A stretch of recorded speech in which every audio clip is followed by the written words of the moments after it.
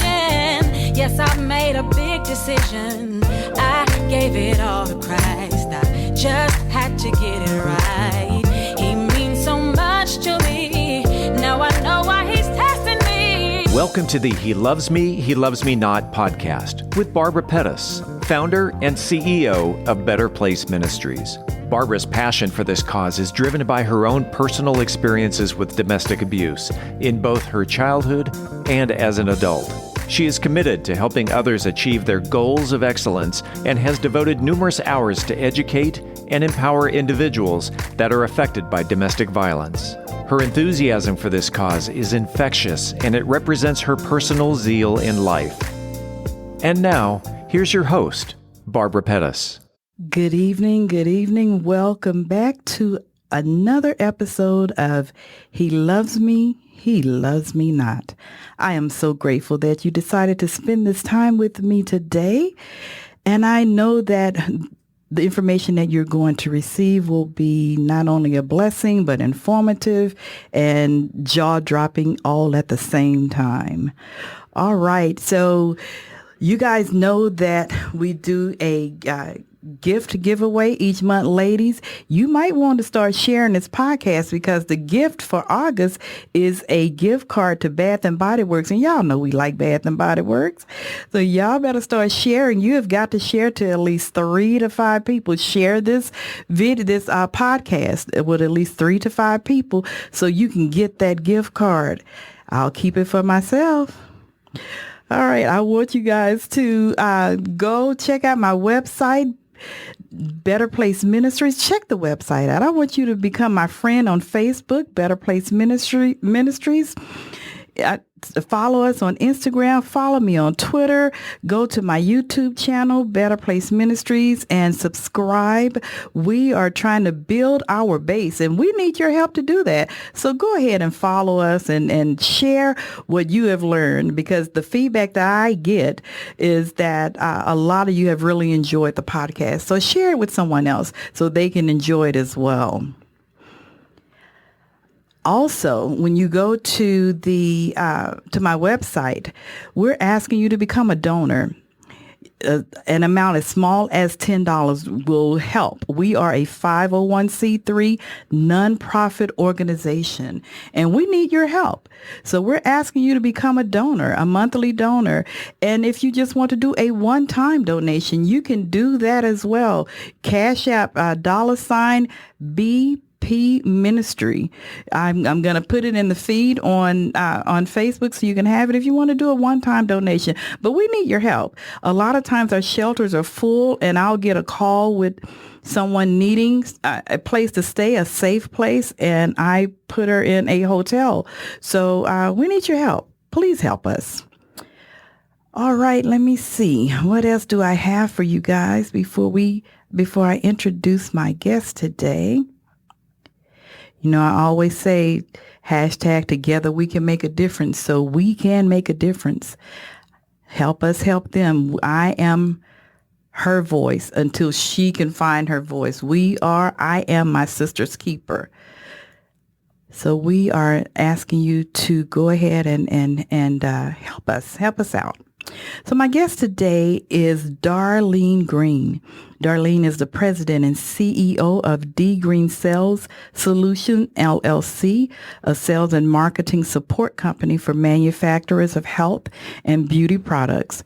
Her professional background includes over 30 years in the area of sales and marketing, in which she has received numerous distinguished sales awards. She's a native of Chicago. My daughter and my granddaughter are going to Chicago next week. So she is a native of Chicago. Darlene's life changed forever when her youngest sister, Ina Mae, was lost to domestic violence, and we're going to be talking about that. She's going to tell us about that.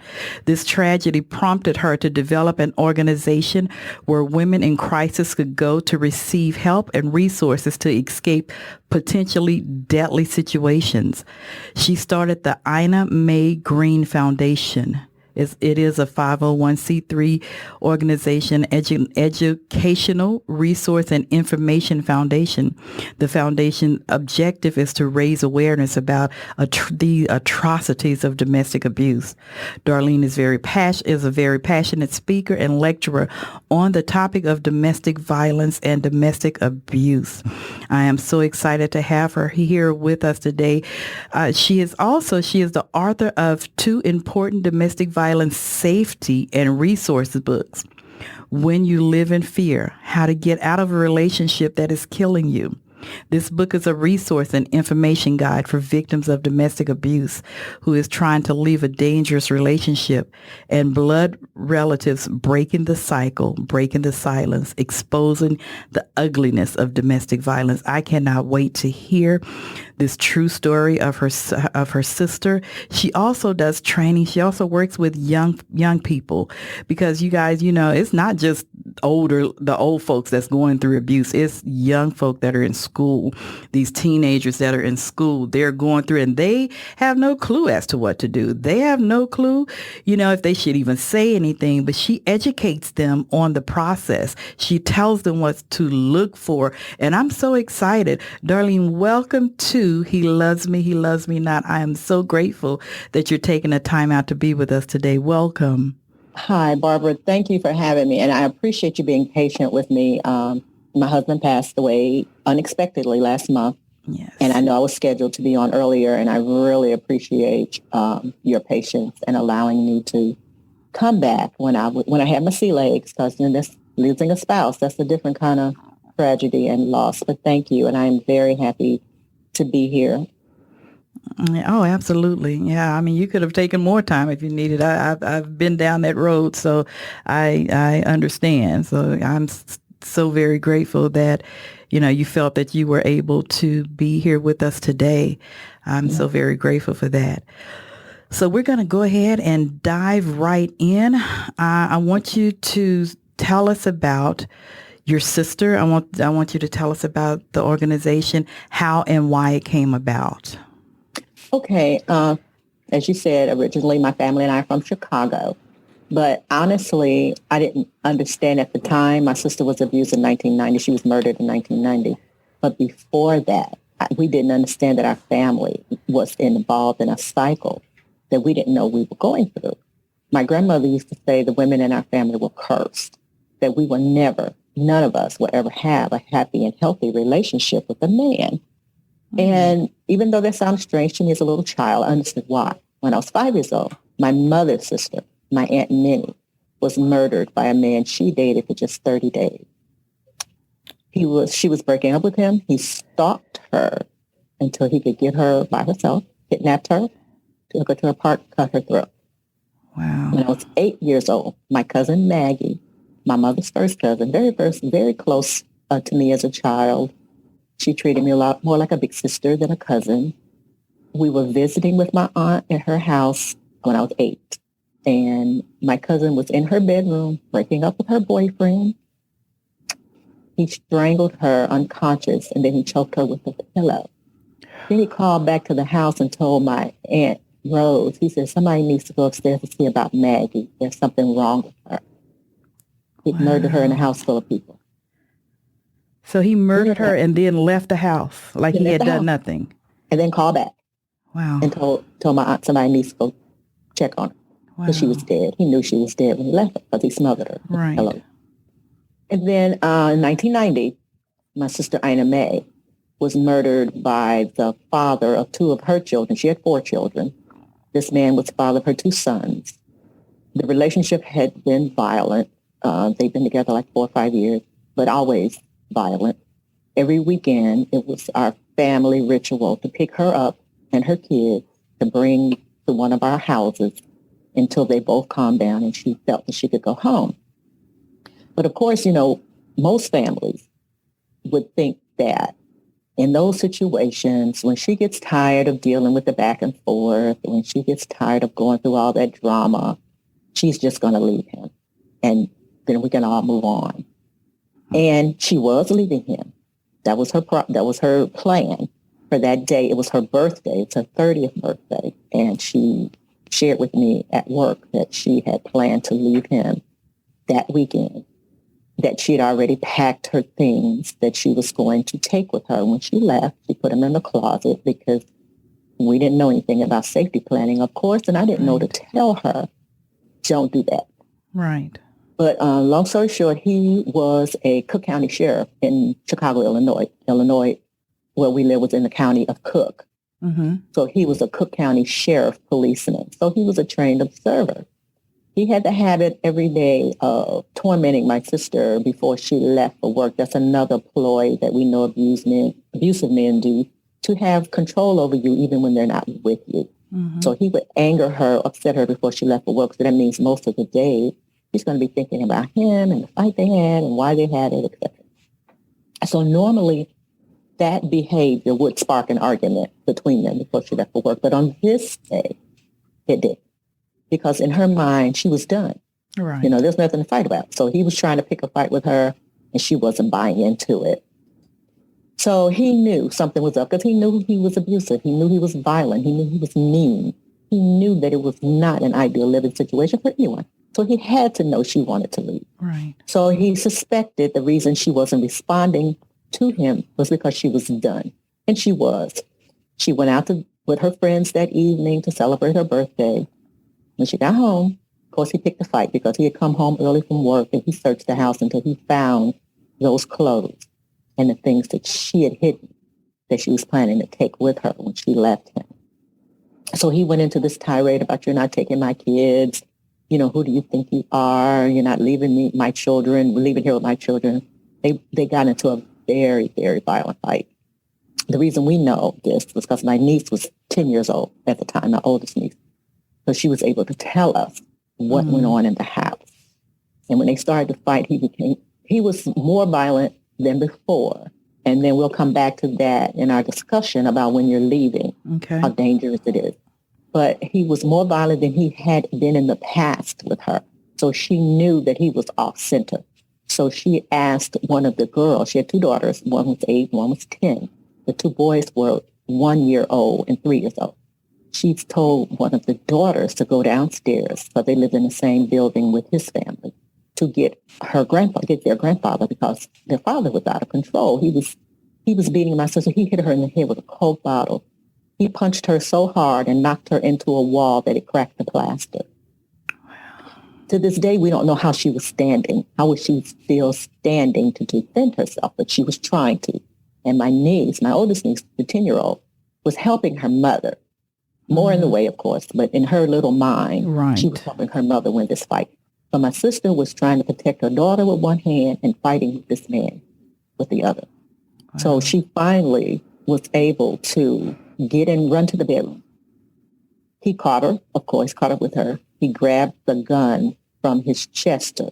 Back in the day, we had chester drawers. Remember those? Right. He had his gun sitting on top of it. And he picked the gun up and he pointed it at her 10-year-old.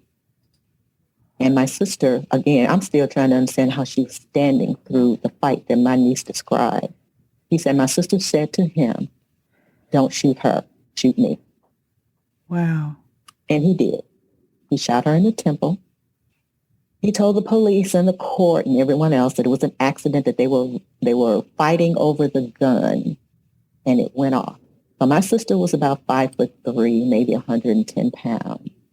He was well over 6 feet. Trained law enforcement. Mm-hmm. They weren't fighting over the gun. Anyway, he shot her. When we got the message from my oldest niece that this had happened, I was in Los Angeles working, and I couldn't believe it. Because again, we knew the relationship was violent, but none of us ever thought he would go that far. Right. We never saw that. We never thought that he would kill her. So I couldn't believe it. I didn't want to believe it. So, of course, I'm on the first thing back to Chicago. I had a sister who lived in LA at the time. We both on the first plane we could get on, trying to get home, trying to understand what was happening. Mm-hmm. When we got to Chicago, my aunt picked us up from the airport, my mom's sister, and said that we have to go straight to Ina's house because his family is demanding that her things be taken from the house right away because it's her fault that he's in trouble now. It's her fault. She made him kill her. So now he's in trouble, and we don't want her things in our house another minute. So come and get him, or we're going to throw him in the street. So when we got to the house, of course, the police was there, but it was still a crime scene. There was blood everywhere on the walls, on the floor, on the ceiling. I mean, it was horrible. It was just indescribably horrible situation.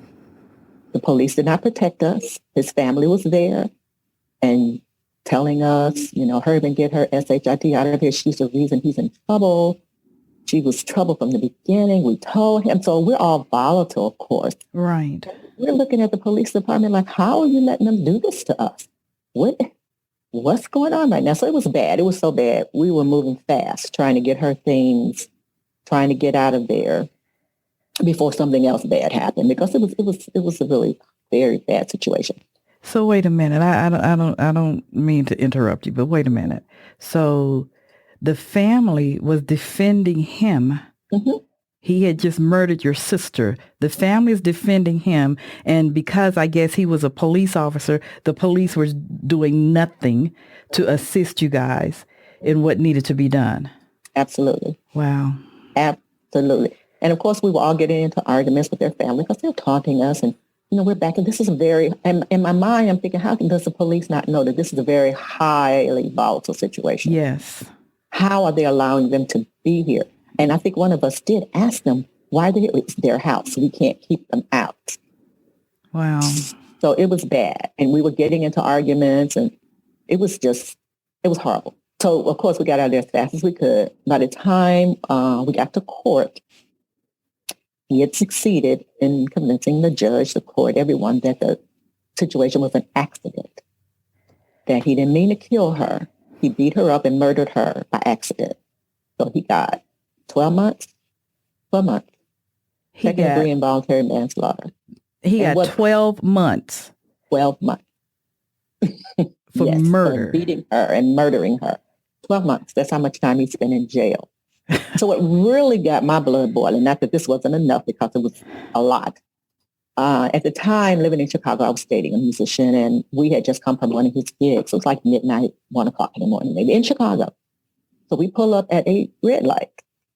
Now, you know how sometimes you're at a red light, you may look over at the car next to you. Right. In the city like Chicago, what are the odds that we pulled up next to him at a stoplight? In the city of Chicago, as big as it is. Wow. Big city of Chicago. What are the odds? We didn't know he was out of jail. There was no police victim services to call us and say he was being released. When we called the police, because I called the very next day because I knew something has to be wrong with this. Right. They said, we just found out ourselves that he was released. We didn't know he was out of jail. My family was once again traumatized, victimized by the situation. So I remember thinking when I was in her house and looking at, all the damage, all the furniture overturned and all the clothes everywhere and all the blood. I said, my sister died because she didn't know how to get out of here. Mm-hmm. She didn't die because of something she did. Right. She died because she did not know how to leave this man. Right. And in my mind and my spirit, it was screaming at me, there has got to be a better way. People should not have to go through this. This is too much. So what I started doing in my grief was trying to understand what happened to her. Mm-hmm. Why did it happen to her? How better as a family, what could we have done differently to help her? We didn't know anything about the 1-800 hotline number. I don't even think, because it didn't come into existence until 94. I think it was 1994, maybe. Right. Yeah, so there was no hotline to call. There was no victim service police to call. There was no safety planning. There was nothing that we as a family knew to do but say to her, leave and come stay with us. Right. That's all we knew. Right. And so it's got to be something else. This can't be it. This can't be the end of it. So I started trying to understand how domestic violence works, what triggers it, what makes it happen, who does it happen to, how does it happen, who does the abusing. Just trying to get in my grief to understand why my sister was taken so violently. Mm-hmm. So what ended up happening after a couple of years of that, I found that everywhere I went, people were telling me, well, my cousin who went through what you guys went through, or my aunt, can you tell her what you guys did to survive? Can you tell her, can you give her any information that we can do, or what can something happen? What can we do to help her, or what can she do to help herself? So I found that I was doing this a lot. So Right. I said, okay, I guess God is telling me something. Mm-hmm. So I began to take classes, domestic violence training, safety plan training, victims advocacy training, just anything I can get my hands on so I can be better equipped to share information and resources information. Yes. So as things progressed, I became pretty well known for doing these things.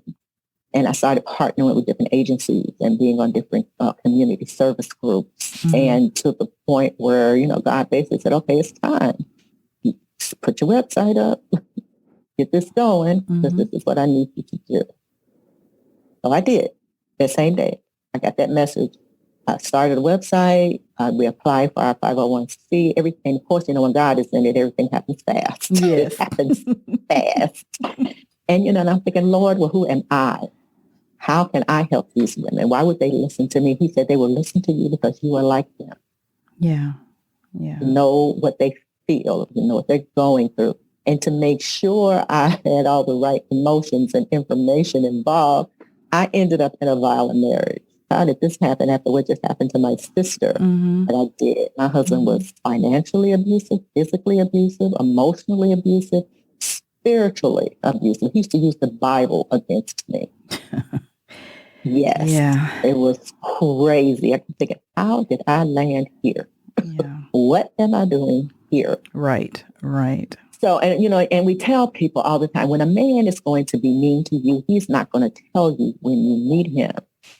When I get you home, I'm going to slap you across the face and I might drag you downstairs by your hair. Right. He's not going to say that to you. He's going to be charming. Exactly. And I also tell people, why do women, when people say, well, why do women get with men like that? I said, we're not going out looking for somebody who's tall, dark, handsome, and mean. And mean, right. I have a friend that she said her ex-husband told her that men send their representative.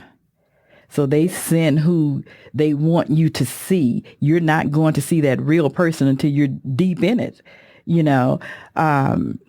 Yeah, I want before you go on, though, I want to go back to this murderer because that's what he is. Mm-hmm. Did he have, after he got out, did he have access to the children? Is he still a police officer in Chicago? Actually, no, he's not. Actually, after that happened, he was, because there was a gun involved. He lost his gun license. He was not supposed to have a job that required him to carry the gun anymore. But we don't know how that worked out. But luckily for us, when Ina was murdered, we immediately started the process of getting custody of the children. Very good. Okay. And my mother had custody of the boys. Okay. And what happened is all of my siblings, none of us could take all four. Mm-hmm. So each of us took one child. I got the 8-year-old daughter, Latice, so she was 40 now. Okay. So how are you 40 and I'm 39? But she came to live with us. And of course, she was damaged. She'd seen a lot. She was the one who went for help. She was the one that was running down the stairs as fast as her 8-year-old little legs could carry her. And she told me later, she said, Auntie Darlene, it was like I was moving in slow motion. Yeah. I was trying to hurry up. But I couldn't get down the stairs fast enough. It was like my legs were heavy. Yeah. So these children went through a lot. Mm-hmm. Mm-hmm. So my mother said, well, that's why we wanted her to live with you, because we know she was going to get tough love at your house. Uh-huh. And we did. We did some rolling around and, we did all that. But now she's a beautiful woman. She has her degree. She's a graphic designer. She has an amazing business. She's a businesswoman. Wonderful. She's a minister for youth. Wonderful. And she's flourishing. Praise God. Wonderful. It really vexes my spirit when I hear people say, yeah, he killed the wife, but he didn't hurt the children. Yes, he did. Yes, he did. Those children will be traumatized for the rest of their lives. So whether he put his hands on them or not, he hurt those children. Mm-hmm. Absolutely. And the thing about it is the boys were babies, 1 and 3. They are having a harder time, even today, than the 2 older girls who witnessed what happened and remember it, which is interesting to me still. Why are they having such a difficult time coping? The youngest one told me once, he said, I didn't know my mother. I didn't know my father. I didn't know who I was. Wow. Yeah. It's hard. Yeah. And everybody is a victim. And that's what we try to get people to understand. A victim of abuse or a violent crime is not the only victim. Her family That's members, right. her children, maybe even her friends Mm-hmm. are also victims of this horrible crime, because we're the ones that's there trying to pick up and move on after this horrible thing has happened to her or to us. Right. And I try to get families to understand you can ask for help too. It's okay. We're not judging you. You're in pain right now. You don't even understand what's going on in your emotions right now because it's so devastating. So it's okay for you to ask for help. It's okay for you to need counseling or whatever other services that you require to get past this terrible thing. Right. And we know very often, people feel that, okay, well, she's a member of this church and we're going to pray for her. And I appreciate that. I do. But we also need to understand in churches that the pastors have to be like-minded. They have to take domestic violence seriously. Yes. In order to help the people in their church, they have to educate themselves. Yes. They have to be prepared to take action if they have a person in their congregation who's being abused. Because as powerful as prayer is, telling them to go home and pray harder, it's not going to save their life. And they have to believe them. You know, I've encountered situations where the pastor didn't believe the victim when she came to him. And it was like, well, I'm putting it on you to bring the burden of truth, burden of proof. The first thing is to believe that is happening. Yeah. And I'm like you, pray for me, yes, but then put some action behind that.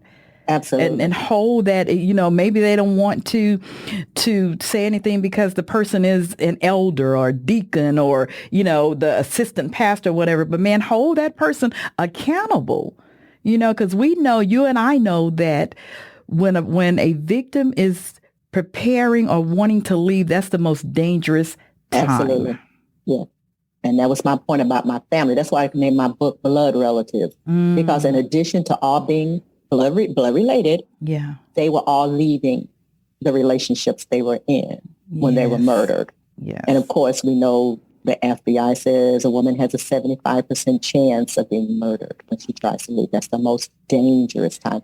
Like even my sister noticed that he's more violent than he's ever been before because they know they might be losing that control, right? And, that power that they get from manipulating you. Right. And they're going to lose that, and they don't want to lose that because they're addicted to it and they got to have it. So they'll do whatever they can to keep it. Right. So that's why, we try to emphasize it's a process.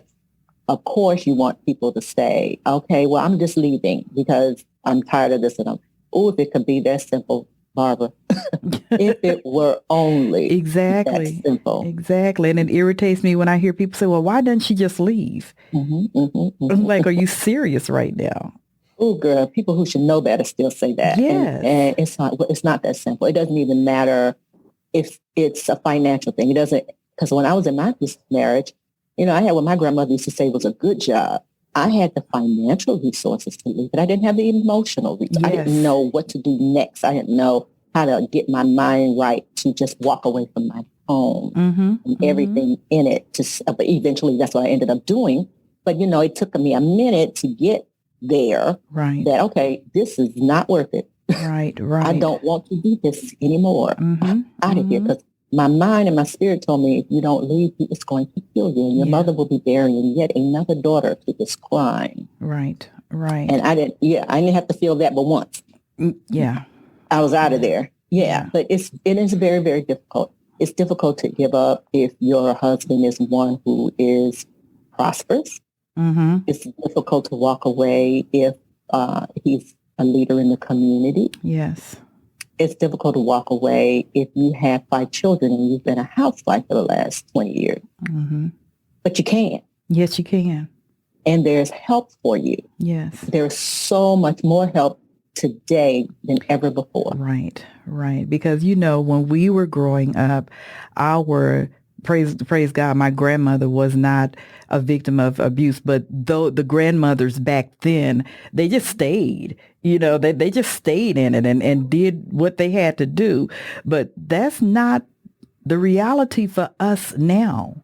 No. Now it's like, no, I don't have to put up with this. No, there's a better life out there. And so the education, I love the fact that you educate on safety plans. Mm-hmm. Because you have to be careful, strategic, and quiet. Mm-hmm. Oh, I tell my clients, I say, listen, don't even pour your coffee different than you would do on any other day. We do not want him to look at you and think something's different. Because, and what happened to my sister put that in my head.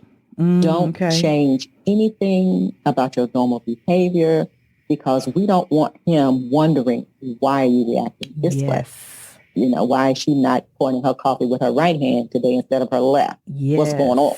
Because, like my grandmother used to say, them things is slick, girl. They know that there's something going on with you. Yes. They know something's up with you. They can read it on you. So we have to be very careful.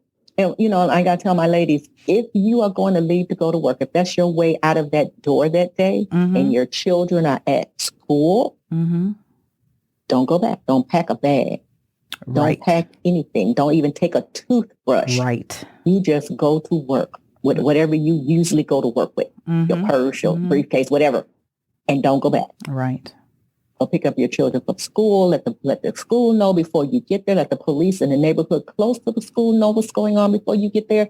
Get your children and go to your safe place. Yes. And hopefully before that even happens, you worked out your safety plan with a shelter or police victim services so that you'll know where you're going. Right. When you walk out of that door that day. Right. And you're not going back. Right. Now, elaborate on that for me, the having a safety plan, elaborate on that for me.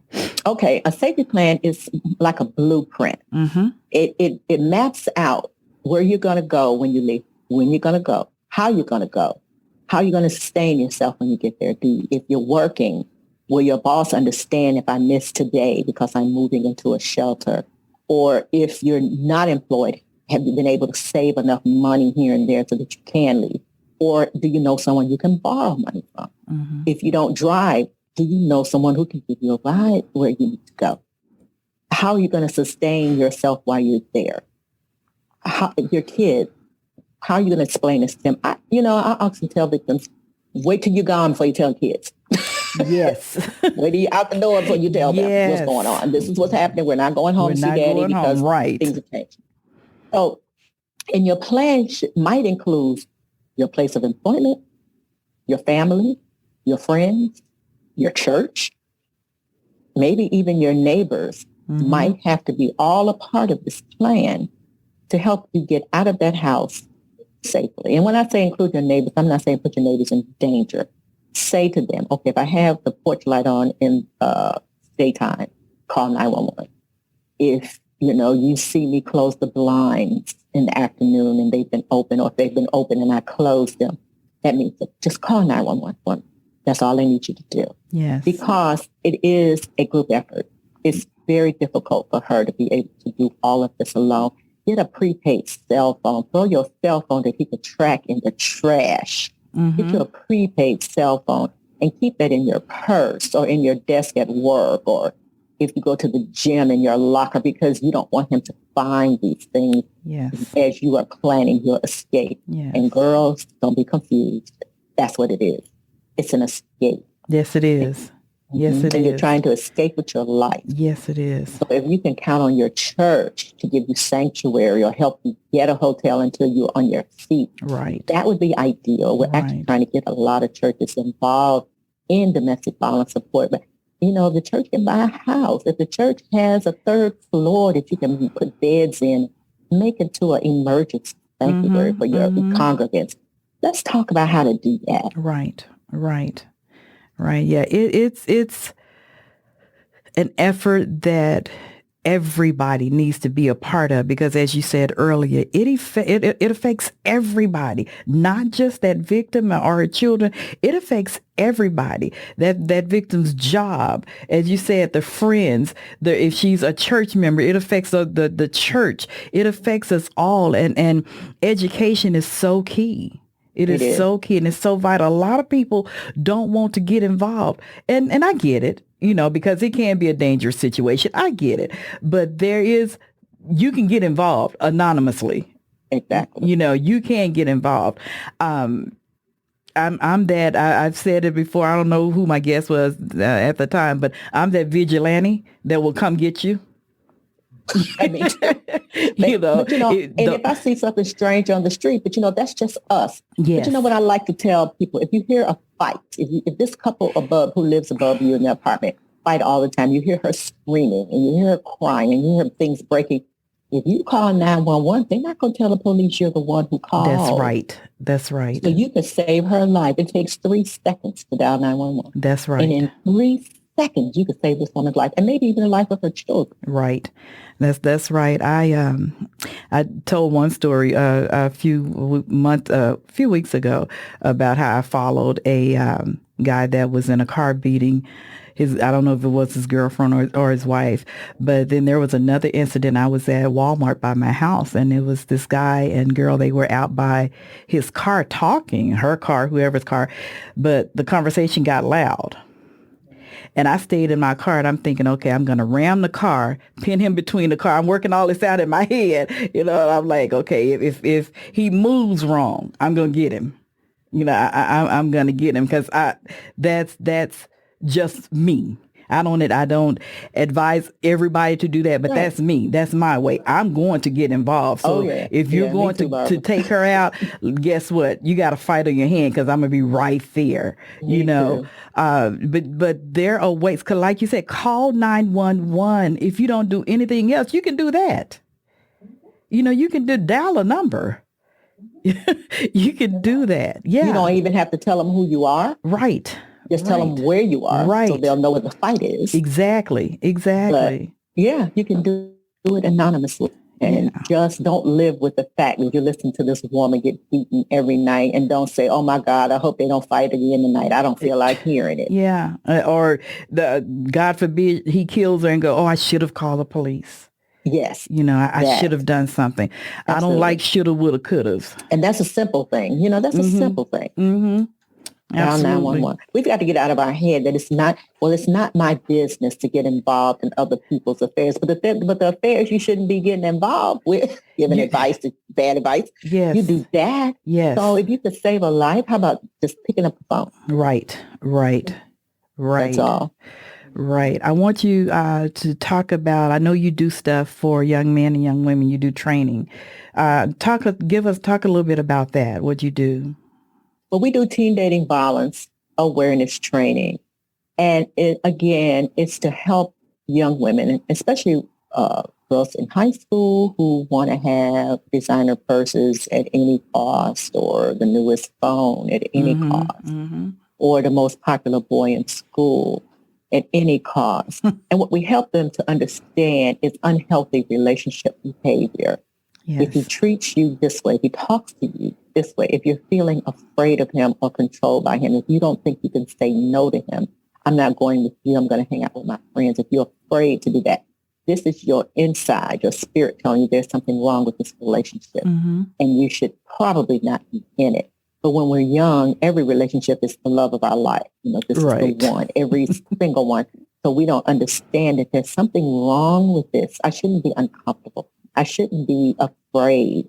I shouldn't be controlled by him. If he tells me I can't hang out with this person or that person, or I can't be a member of this club or this organization, he's not your husband. Right. He's not your parent. He can't tell you what to do. And I know, unfortunately, insecurity makes us believe that those things are love and caring, and he wants to be with me. But it's not that, Steve. It's not. That's control and manipulation. And if you don't believe that girls in high school are killed by their boyfriends, they are. Yes, they are. They are. It happens. Yes, And they even are. just talking about to young people about any relationship, even a friend relationship that's controlling and manipulative isn't healthy for you. Right. And like we were talking earlier about how, we raised our sons right. So these young men don't know what to do with these girls. They are out of control. They don't know what to do when she's wailing and carrying on, and they don't know how to handle that. They're not Right. equipped for that. Mhm. So we're telling them again, when you're dating someone that exhibits this behavior, she is not the girl for you. Girls can be controlling. They can be bullying, Yes. especially if they got a nice guy, if he's a nice guy. Right. And child, look, I'm getting ready to go to Chicago on you. Don't think because he's not hitting you back, he can't. Mm-hmm. He's not hitting you back because he's too nice. Because if he hits you back, you're going to be in trouble. Right. So stop it. Right. Stop it. He's not hitting you bad because he was raised right. Exactly. And if he hits you, he's going to hurt you. You are Yes. not, because he's taking all his mouth from you, does not mean he's afraid of you. That's right. Does not mean you're tough and you're going to get him. It means he was raised right. Right. And he's not going to hit you. Right. But young men, just like I tell the young women, you don't have to take it. You don't have to take it. There are options. There are opportunities. And what we also have to teach our children, because, our society has done a good job of convincing all of us that we're not complete unless we have a mate. Girlfriend, boyfriend, husband. Yeah. We're not significant. We don't count unless we have a partner. And it's fine if you want to have a partner. A relationship, that's our natural human instinct to mate and partner. But you can't do it at the cost of your life, your self-esteem. Right. You can't do it if it brings you pain. That's not what relationships do. That's not. And, you hear a lot of people, I've heard a lot of people say in relationships, oh, he or she completes me. No, I'm already complete. You don't complete. I was complete when I met you. Yeah, that's the fantasy the Hallmark Channel has sold us. Yes, when I tell you indeed. the Hallmark Channel is the worst thing to happen to young women, girls, since the corset. Because it bleeds into that fantasy. I'm going to meet him on Friday, and by next Sunday, we're going to be married and living happily ever after. No, girl, it don't work like that. Oh, right. no. Right. Work like that. I'm a huge component, I guess I can say, for education. That's why I'm doing what I do. Absolutely. And that's going to help us fight this battle, even though it's at epidemic portion. Yeah. We've had a pandemic for years and nobody's paying attention. Right. Domestic violence, right. Physical violence, right. Relationship violence. It's been an epidemic pandemic for decades. Right. And because it's the men who are doing most of it, it's the men who make the laws, it's the men who control the budgets, we're not getting the support, the financial support. We're not getting the awareness in the news and on television that this crime should get, because it's a lot bigger than the world can ever imagine. Yes, it is. Yes, it is. And the laws have to be better. I've started a petition now where I'm going to take it to the Senate, and I'm asking people to sign that petition because the laws have to be better. These guys are killing these women, spending the night in jail, and they're posting bond and getting out, if they didn't kill her, they're getting out and go finishing the job. That's what I say. Exactly. So, how can a man strangle his girlfriend or beat his wife, get arrested, bail out in 3 hours? What do you think he's going to do when he bails out? Exactly. Where is he going? Exactly. Because if nothing less, he's pissed off even more now that he had to spend that time in jail. Because she had the nerve to call the police on him. Yes. So it has got to be better laws. And so that's one of the things that I'm fighting for. That's one of the things that I'm pushing for better laws. And I'm going to keep this petition going until I get as many signatures as I can. And then I'm going to stand on the doorsteps. Hey. I know. I would love to sign it with you. In April, I testified before the Texas Senate about changing specific laws about domestic violence. And this particular this bill was about strangulation. Okay. And when I tell you, the representatives from different counties talked about how their counties were not equipped to send out any specialty support for victims of domestic violence. We only have one ambulance. We don't have enough police officers to do that. not in our county budget to make those changes. So we have a fight on our hands. Yeah. We do. Yeah, we do. Yeah. We do, but somebody has to take up the sword, and somebody has to take up the banner. And I said last week, and I'm going to say this week, I'm the woman for the job. Okay, well, I'm going to sign your petition. I'm right there with you. When you get ready to go stand on the steps, I'm going to help you. I'm going to paint you some signs, girl. We're going to stand. It's just the two of us. Come on, because we have to have change. Yes, there has to be change. Yes. I'm still processing your sister's murder. So that's what made you start the Ina May Foundation? It is. It because again, the lack of information, the lack of support, the lack of awareness of what to do or people to tell us what to do. So what we focus on is connecting the victims to the right resources, be it housing or be it counseling, be it legal help, be it medical help. We work to connect the victims with that resource that's going to help them get out of that situation and help them to heal, just to kind of help them navigate through the red tape, through the process of finding that. Because the average person, how do you know how to find a lawyer who specializes in domestic violence or in family violence? How do you do that? Right. So we try to help the people who call us to navigate those waters, to just take some of the pressure off, to keep them encouraged to keep moving forward, to get past this thing and to heal. Okay.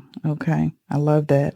And I want our listeners to understand also that abuse is not just in, and you said it earlier, it's not just a husband and wife or a boyfriend and girlfriend.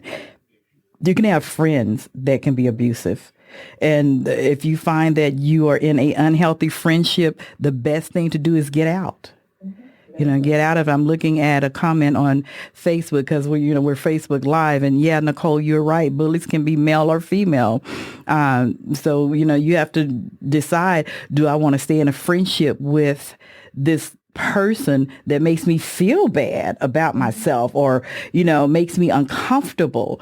So that I love the fact that you're educating young teens, and it's not just the high school, either it's middle schools. Oh, yeah. Middle school students, women and boys and girls that are going through it as well. And education is the key. It is. Now, once you get the information, what you do with it is on you, but you can't say that you haven't been educated on it. Education is the key, from the pulpit to the schools, all the way down. Education is the key. And if a pastor, because I'm working on that too, if a pastor knows that he's not equipped to handle that, get somebody that is, because the only thing you do is damage that person even more. Yeah. And you confirm that they have no option. Yes. You confirm that they're stuck there. Yes. And their abuser is likely saying that to them already.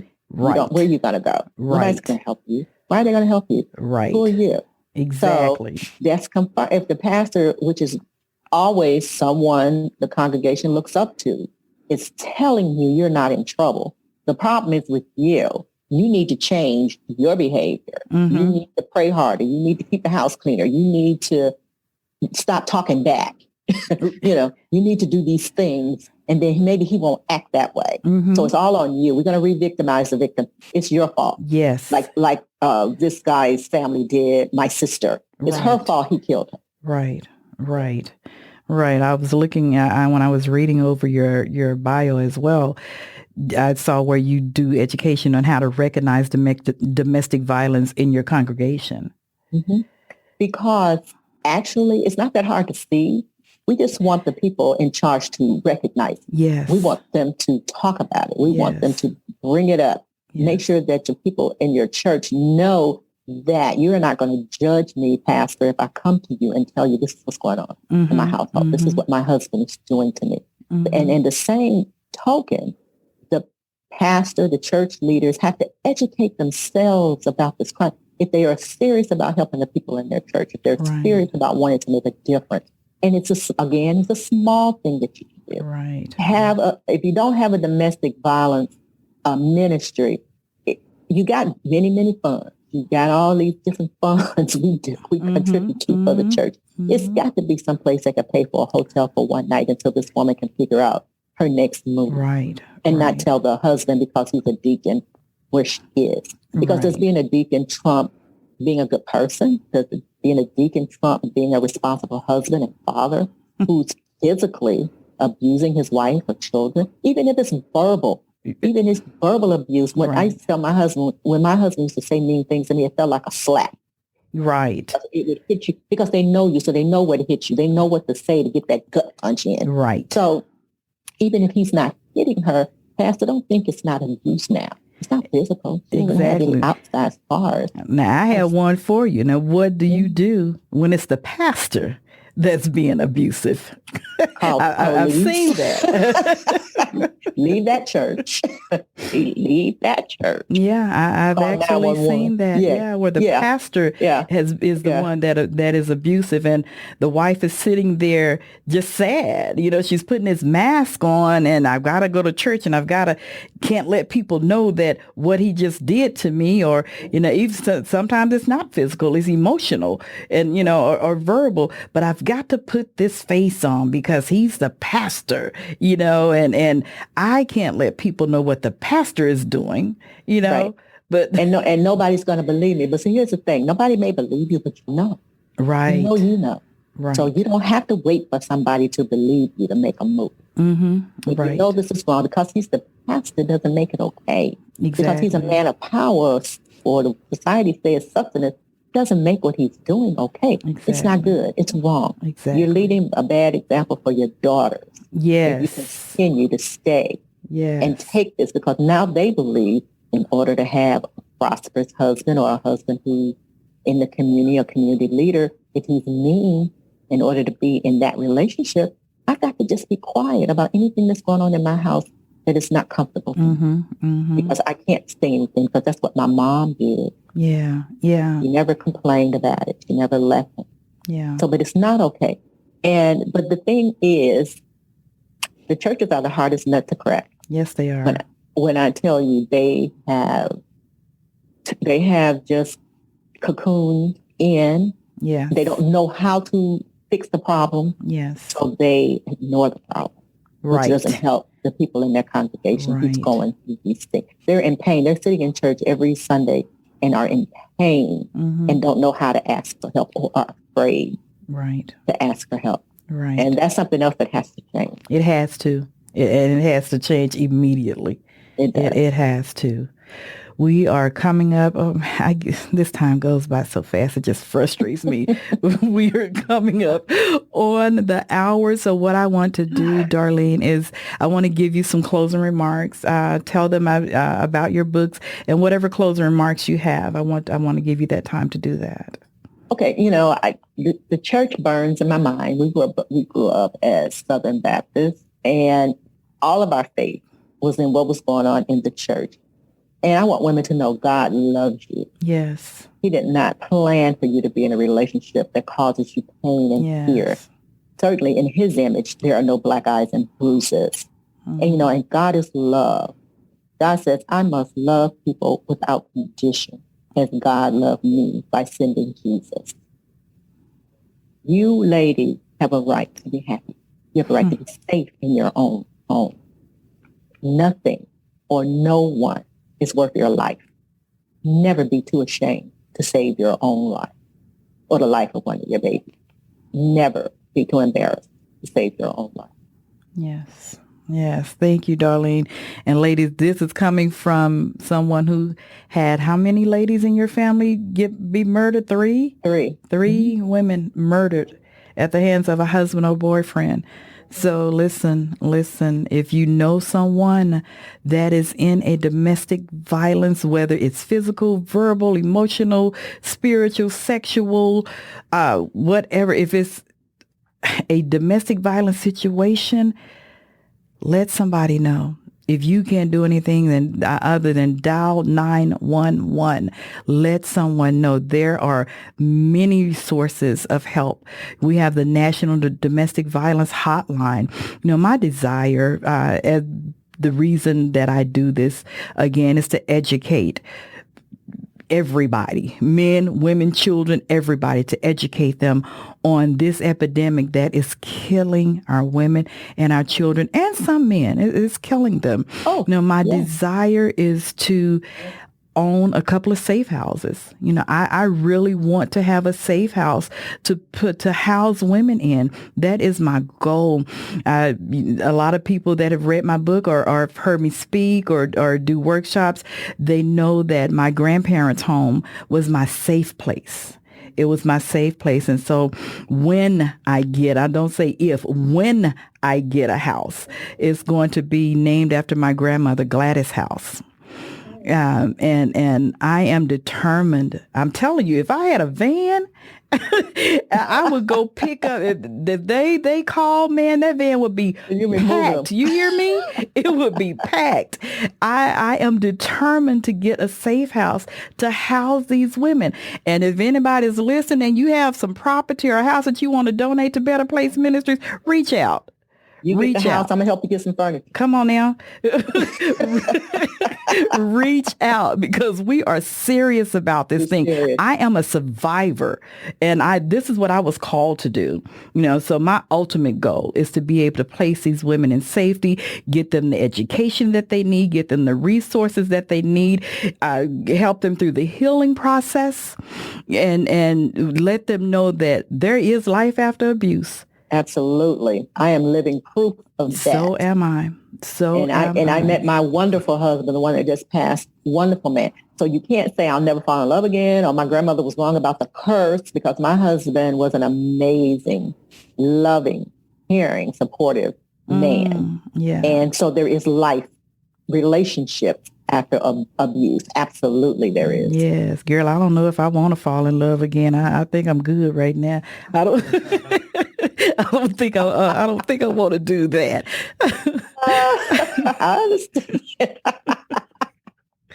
Oh, but listen, if you know someone that's in these situations, or if you're in that situation and you need help, reach out. The National Domestic Violence Hotline is 1-800-799-7233. Our local organizations, the Family Place, 214-941-1991. Genesis Women's Shelter, 214-946-4357. One Safe Place of Tarrant County, 817-916-4323. Safe Haven of Tarrant County, 877-701-7233. Together, we can make a difference. And you have people like me and my guest today and the guests that have been on previously. We are the voice for those that are voiceless right now. But together, we can make a difference. And again, please go to the website, become a donor. Those funds will be used as they should to help some woman and a child in need. Again, if you just want to make a donation, Cash App BP Ministries. And if no one has told you today, I love you. Be blessed. I just came to testify today to let you know that no matter where you are and no matter where you've been, that God can change you because he changed me. This is my testimony. There's been a change in me, a wonderful change in me. There's been a change in me, a marvelous change in me. Listen, I'm not perfect, I've made mistakes, many regrets from some very dark days. But when I opened my heart to you, I felt that